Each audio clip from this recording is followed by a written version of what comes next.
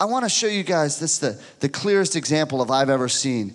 Just what this gospel message is all about. And I need 2 volunteers. I need a really small girl and a really big guy. I need a really small girl and a really big guy.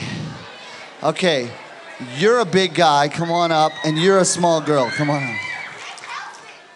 All right, cool. Hey, wait. Can you guys see her socks? How hot are they? That's really cool. Yeah, I bet you have a pair at home just like them. Shut up. All right. So anyway, what's your name? Kelsey. This is Kelsey, and you are? Dave. Dave. Dave, come over here for a second. I want to start out by telling you a story about Chief Dave.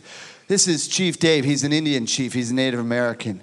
He's a just judge. He's a fair man. He is, in fact, the wisest man who ever lived. That's Chief Dave. Everybody say, how? I don't know how, but he's the judge. So anyway, he's a really wise man, the wisest who ever. Normally, in native tribes, when they want to figure out the right thing to do, they have a tribal council. But Chief Dave is so smart, he's so wise, that he just knows the right thing, the smartest man who ever lived. He's kind of the judge and the jury among the people as well as the leader. Now, there's a problem.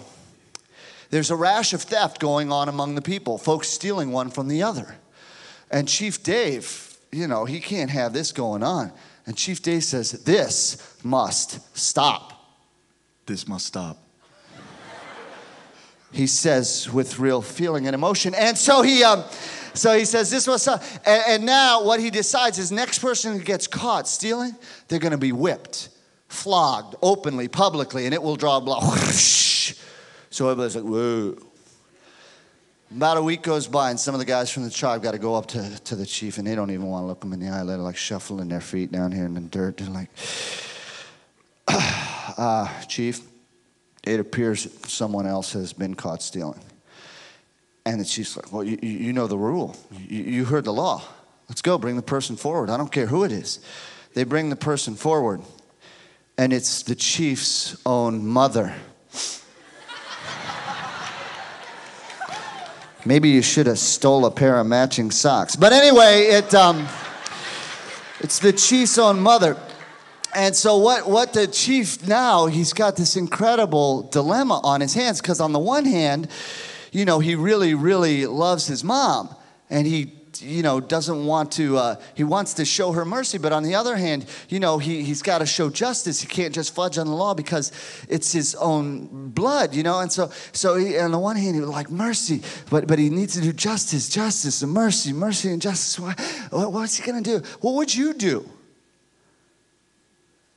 Okay, somebody over here goes, whip her. Thank you. Beat her. Yeah, I bet your house is real fun on Mother's Day. But anyway, yeah, so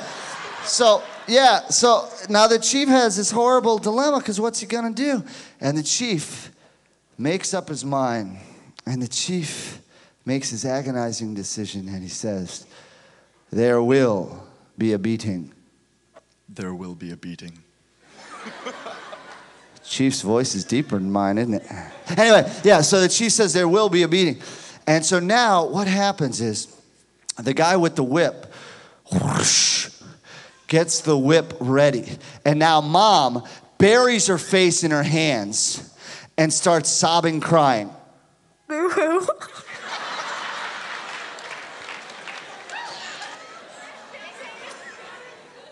Are you overcome with emotion too?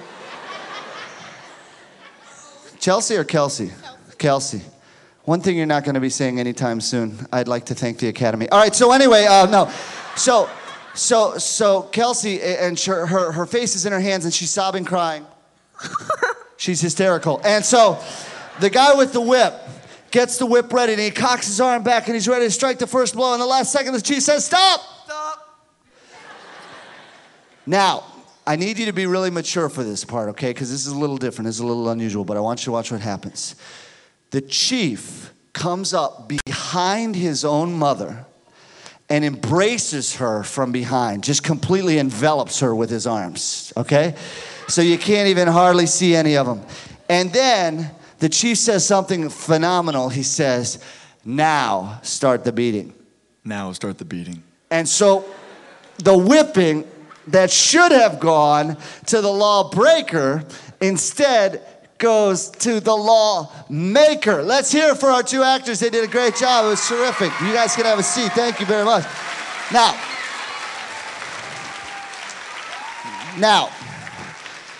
that's kind of a cool, freaky thing to see when we see our two friends come up there, Dave and Kelsey, and they jump up, and it's kind of goofy, and we laugh and that kind of thing. But to see that scene played out in real life, you guys, there would not be a dry eye in the place. Do you get what's going on?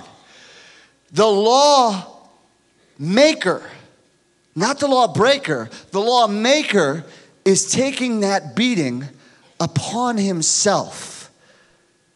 In other words, he did nothing wrong. He made the law. All he wanted to do was enforce it. But because he loved this person so much, he took the punishment for them.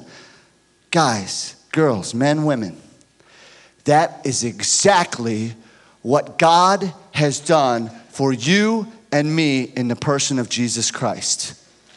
That is exactly what God has done for you and me in the person of Jesus. It's like